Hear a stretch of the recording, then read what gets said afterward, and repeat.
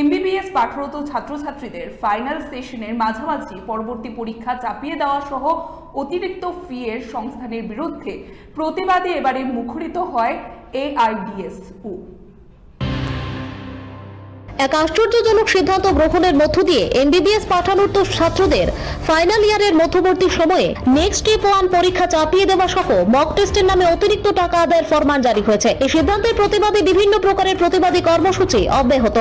এআইডিএসইর তরফেও গোটা দেশব্যাপী 1 থেকে 7 জুলাই সংশ্লিষ্ট বিষয়ে প্রতিবাদ কর্মসূচি পালনের সিদ্ধান্ত গ্রহণ করা হয়েছে। এরই অঙ্গ হিসেবে আজ আগরতলার সিটি সেন্টারের সামনে সংগঠনের তরফ থেকে প্রতিবাদে মুখরিত হতে দেখা যায় সংগঠনের কর্মী সমর্থকদের। এই প্রতিবাদ কর্মসূচিতে উপস্থিত থেকে সংগঠনের রাজ্য সম্পাদক রামপ্রসাদ আচার্য সহ অন্যান্য নেতৃত্বরা গোটা বিষয়ে তীব্র ভাষায় প্রতিবাদ জানান। দেখুন, 1 জুলাই থেকে 7 জুলাই পর্যন্ত আমাদের এআইডিএসইউ সর্বভারতীয় কমিটি মেডিকেল শিক্ষাকে বাঁচানোর জন্য প্রতিবাদ সপ্তাহ পালনের ডাক দিয়েছে। আপনারা জানেন, এই এনএমসি কর্তৃক ঘোষিত হয়েছে 2019-এর মেডিকেল এডুকেশনের যে ফাইনাল ব্যাচ এমবিবিএস ব্যাচ, তাদেরকে নেক্সট পরীক্ষায় অংশগ্রহণ করতে হবে এবং মক টেস্টে অংশগ্রহণ করতে হবে।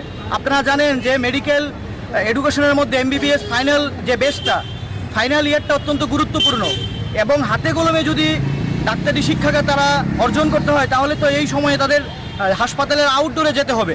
কিন্তু এই মেডিকেল এডুকেশনের মধ্যে ফাইনাল ইয়ার ছাত্রছাত্রীদেরকে এনএমসি ঘোষণা করেছে তাদের মক টেস্ট নিতে হবে এবং নেক্সট স্টেপ 1 পরীক্ষা দিতে হবে এবং অত্যন্ত অবৈজ্ঞানিক এই পরীক্ষা। এবং আমাদের রাজ্যের ক্ষেত্রে দেখুন, মক টেস্টের এখানে কোনো সেন্টার নেই। যারা এমবিবিএস ফাইনাল ব্যাচ পরীক্ষা দিচ্ছে তাদেরকে বাইরে যেতে হবে এবং 2000 টাকা করে ফিস দিতে হবে এবং আসা যাওয়ার খরচ কজন মেডিকেল ছাত্ররা সেটা বহন করতে পারবে। এবং তার প্রতিবাদে আমাদের এআইডিএসইউর ডাকে সারা দেশব্যাপী 7 দিনের প্রতিবাদ সপ্তাহ পালন করছে।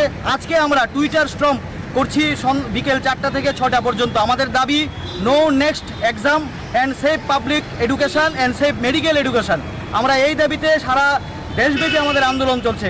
মেডিকেল শিক্ষাকে বাঁচানোর জন্য আমরা রাজ্যের মেডিকেল ছাত্র, ইঞ্জিনিয়ার সবাইকে আমরা আহ্বান করছি আন্দোলনে এগিয়ে আসার জন্য। কারণ এই শিক্ষার মাধ্যমে সরকারি মেডিকেল শিক্ষা নষ্ট হয়ে যাবে এবং এই এক্সাম নিতে হলে তাহলে তারা কোচিং সেন্টারের মধ্যে যেতে হবে এবং কোচিংয়ের মালিকরা, এক শ্রেণীর মালিকরা উৎপদে বসে আছে, এইভাবে পরীক্ষা নেবে আর ছাত্রছাত্রীদের কাছ থেকে পয়সা আদায় করবে তারা। ফলে তার বিরুদ্ধে সবাই আওয়াজ তোলা দরকার এবং মেডিকেল শিক্ষাকে বাঁচানো প্রয়োজন। তার জন্য আজকে আমাদের এই বিক্ষোভ। Bureau report, Tripura news 8।